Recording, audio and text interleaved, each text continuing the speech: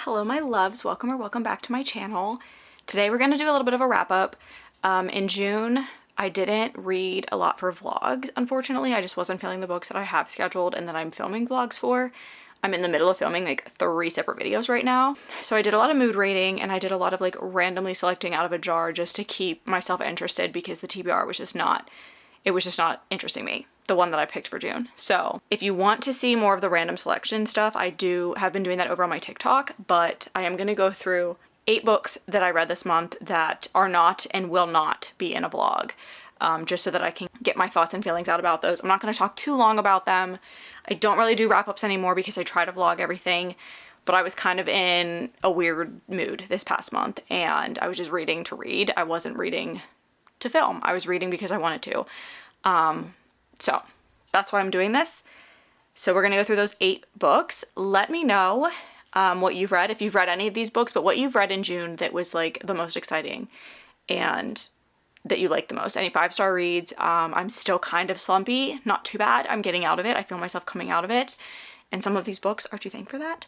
So yeah, I'm looking for some ideas. Maybe, hopefully books I have on my TBR so that I'm not buying more, but yeah, we're gonna go through these books, but let me know what you've been reading recently that's got you really excited, and we'll try to get through these as fast as possible. The first one I have is Savage Lover by Sophie Lark. This is the 3rd book in the Brutal Birthright series, and this follows Camille and Nero. And this was like a weird one for me. I didn't love this one too much. I don't think this was in a vlog. This is the other thing. This is the only one I'm not sure that I vlogged, so I apologize if I've already vlogged this one or not. I didn't have it on my list, but I feel like I've talked about this before, so it is a potential that I have talked about it. But they've known each other for a while. They went to school together and they kind of run in different crowds. And at the beginning of the book, we see them like interact. And obviously like Nero is from the Gallo family. So he's from a mafia family. And then we have Camille, who is from like a poorer, not in as good of circumstances kind of situation. So we have that dynamic there. And the way that their relationship grew was just very unorganic to me. It was kind of like 0 to 100 and I didn't ever really feel the chemistry between them. So I didn't love this one, but I'm hoping it picks up in the last 3 books of the series. I enjoyed the first 2 and I didn't hate this one, but I only ended up giving it 3 stars. So not my favorite out of the series so far. Then I read The Scarlet Veil by Shelby Maher, and this was the first book in that little TikTok series I was talking about. This is the first in a duology that follows Serpent and Dove, the trilogy by her. And this follows a side character from those books. And that trilogy focuses on like a witch hunter, 2 witch covens. And this is actually a slightly different paranormal experience. There are vampires and still witches and stuff in this, but we're getting some different type of mythical beings in this book. And it was very interesting. I loved the subtle love interest romance situation that we had going on in this. I would definitely say that it was a side plot. It was not the main point of the book. The actual like fantasy plot was probably the biggest part of this, but it picked up towards the end, and I'm hoping Shadow Bride, which came out but it's only in hardback and I have paperback, so I'm gonna wait, hoping that is even better because the romance really picked up towards the end. And now that we have more of the story and everything, I want more character interaction between the 2 main interests. So really enjoyed this one. I actually think I liked this more than the Serpent and Dove trilogy, at least so far. I liked Serpent and Dove, the first book. Then they kind of fell down for me after that. They weren't as good. But I still enjoyed that trilogy enough, obviously, to pick this one up as well. 4.25 rating on this one. And then another book that was chosen for that TikTok series is Kristen Hanna's Homefront. This was not chosen at the greatest time for me this month with what's going on in America right now. Like, it was hard to read about a book that has a main character that has to go to war in the Middle East because of 9/11, right when things were happening at this time of the, like, at a certain time of the month here. But yeah, this follows a woman who is a Black Hawk helicopter pilot and her family. So her husband and their 2 daughters, and it's really more of a character study on her, but it also really touched on like a lot of the stuff that soldiers go through, especially in that Iraqi war, what they saw over there and what they were forced to do and all of that, and like just the circumstances that they were in over there. And it really focuses on her and what happens when she gets deployed over there, and then mainly on what happens when she comes back and the mental health aspect of it. So that was very great to see someone bringing that to light, because I don't think it's given enough air, honestly. So I really did appreciate the way she wrote about this. and like just the way that this just was so raw, and it just made me feel so many things. But it is a Kristen Hanna book. I knew it was going to do that. But this one definitely was, this one hit hard, especially for it being the first one I read from her that took place in my lifetime. So like I saw people, I had friends, and I've had acquaintances go that went and fought in that war and came back, and I saw what happened to them. So that was just like difficult and heartbreaking, but the most relatable of the books that I've read by her so far. So really enjoyed this one. She is a well-known and well-respected author for a reason, and I will just leave it at that. I have loved every book I read by her. Also 4.25. Completely shifting now. I finally read Lights Out by Navessa Allen, and I really enjoyed this. I did not think it was a 5-star read. I did not think it was the best dark romance rom-com that I've ever read, but I had a good time. It was fun. I just loved our two main characters. Like Allie, I just adored her. Like I just related to her on a lot of things, and Josh was hilarious, and like their banter was hilarious, but it was just so unrealistic because like Josh was so perfect and so funny, and just like the things that he did, I'm like, I want him to be a real person. And he's not. I mean, he could be.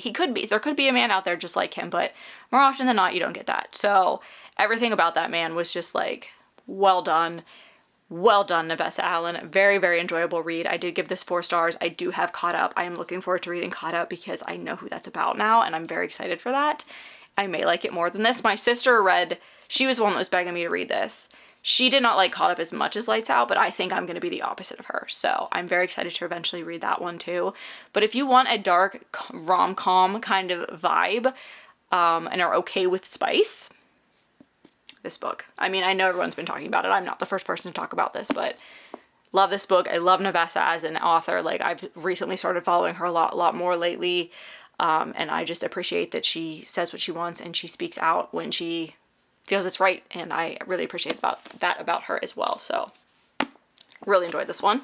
I've been told that you're supposed to listen to the audiobooks of those. They're better. But I still had a really good time with the book. And I may eventually listen to the audiobook if I ever want to like reread it or just like hear the audio version of it because I've heard such good things about them. And Teddy Hamilton does Caught Up, but I want to read the book first. And then maybe I'll go back and listen to the audiobook when it's not as new. And I also I don't think our library has it on the Libby app yet. So I'll have to wait.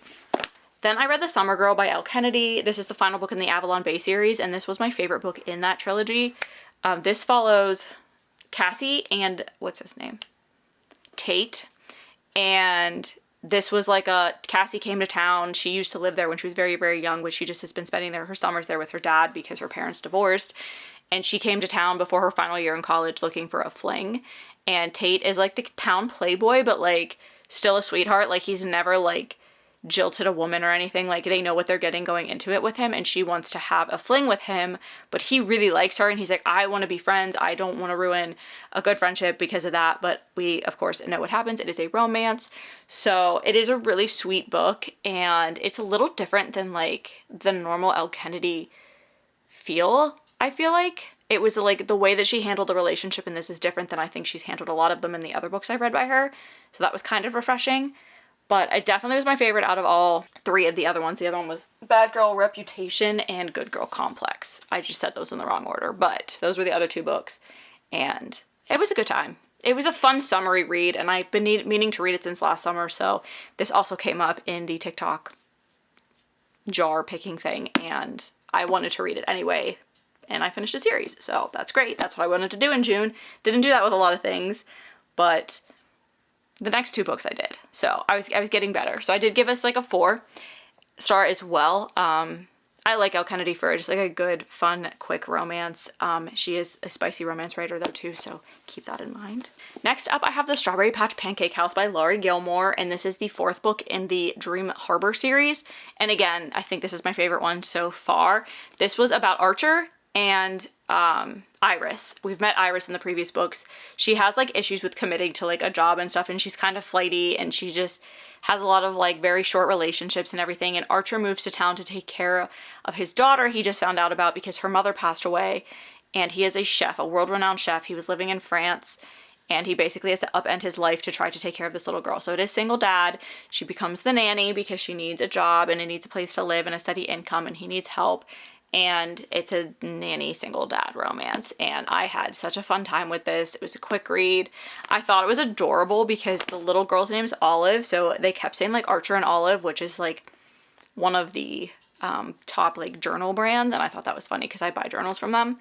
But Olive was really adorable. She didn't really take away from the story, which again is the best way to write a single parent trope, is when the child is there and gives a lot to the story but doesn't take away from like the romance. So really sweet, really enjoyed it. There was another trope in here that may throw some people, but I thought it was well done, and I kind of saw it coming anyway, so it wasn't like a, oh no. So I enjoyed it. 4 stars. Again, I'm giving a lot of 4 stars this month. I think it was just because anything that actually entertained me, I was gonna give a good rating to, because I was having such a hard time getting through books. But I spoke a little too soon, because this is Gild. This is Raven Kennedy's first book in the Plated Prisoner series. So this follows Auren, who is one of King Midas's saddles. And a saddle is basically a better word for like a courtesan, or you get the drift. But she is like his favorite one. So she is actually plated in gold because King Midas has a golden touch. He has plated her in gold, so she does have like a gold appearance to her, and he keeps her like locked away from everybody else, including like the queen and the other saddles and all of that stuff as well. In true fantasy form, this book kind of hints that Midas maybe isn't happy just owning or just like overseeing the 6th kingdom, because the like world of Aurea has 6 kingdoms and Midas oversees the 6th one. And now I think he's getting greedy and he wants more. So that was what a lot of this was about. But it was really delving into like their relationship and like how they met and how they delved, like how they became who they are, the two of them. There is a love interest in this. I don't think it's going to be Midas. I have a feeling I know who it is because of things I've seen. But this was a very quick read. This was only like 300 pages, and it really was just a basic baseline of the world and understanding Auren, and there was a little bit of a twist at the end that I'm interested to see how that carries in, and I kind of saw something like that coming, but I don't know if I fully grasp what it means. So enjoyed it. I only gave it a 3.5 star though, because I do think it was a little base level and a lot of world building and not a lot of like getting to know the characters very, very well. We were just learning like who's who and what the overall world is and setting up, I think, for the final. I think there's 6 books total. So I am going to read the second one once I get a chance, and I will buy them if I enjoy probably the second one or third one. We'll see. I might hold off on buying them until then because they are on Kindle Unlimited. And I didn't love this one, but I'm hoping they get better after, like, you know, the world building is put into place. But still enjoyable read, very quick read. And I think that's also why I gave it like 3.5, because I flew through it. I could just pick it up and read like 20 pages in a blink of an eye. So I did get through this very fast. And that's always a good sign too, because it's not difficult to understand. I just was hoping for a little bit more when it came to like some of the character relationships and stuff. So hopefully we get that in the next book. And then the final book I've read so far this month that's not going to be in a vlog is Forget Me Not by Julie Soto. This is my first Julie Soto read, and I'm now reading another one of her books. I'm reading The Thrashers right now, and I own Not Another Love Song, and I just got Rose in Chains in the mail yesterday. So I now have all of her books, and I freaking loved this book. 4.25 stars. We're following Elliot and Emma. Emma? I'm not sure. She said he always pronounced it like Emma, but it's AMA. And she is a wedding planner. He is a florist, and this is a dual timeline because they had like, this is a second chance romance. They had something going on before, and then you're meeting them now like years later, and they have to work together again. So you're getting the flashbacks to like what happened to them back then that they keep hinting at in the current time frame, which is, I like how she did it because everything present time was in Emma's point of view and everything in the past was in Elliot's. So you got dual point of views with the dual timelines. I thought that was really interesting the way she did that. But I loved Elliot. I loved Emma. I just think that they were such like a unique couple, and the story was so unique and well done. And I, again, flew through this book, which either means I'm getting out of my slump or I'm finally finding books that are just getting me into a groove. So adored this book. So excited to continue reading. I am really enjoying The Thrashers so far as well. I'm only like 60 pages in, but again, it's just such like her writing just flows so easily. It's so easy to digest, and very much looking forward to reading Sounds Like Love as well as Rose in Chains. Rose in Chains scares me, but I'm still probably going to read it like sooner rather than later. And the edition I got from Fairy Loot is abso-freaking-lutely stunning. Oh my god. I can't wait to show you guys in my book haul video. But yeah, 4.25 stars. Okay, so those are the 8 books I've read this month that are outside of like vlogs and upcoming vlogs, ones you've already seen or ones you will eventually see.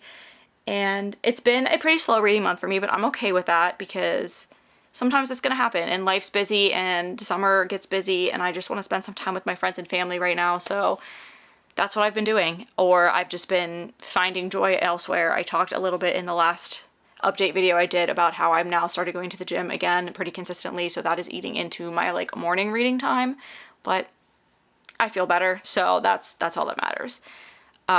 Thank you so much everybody for watching and being patient with me while I figure out how to like get this going again.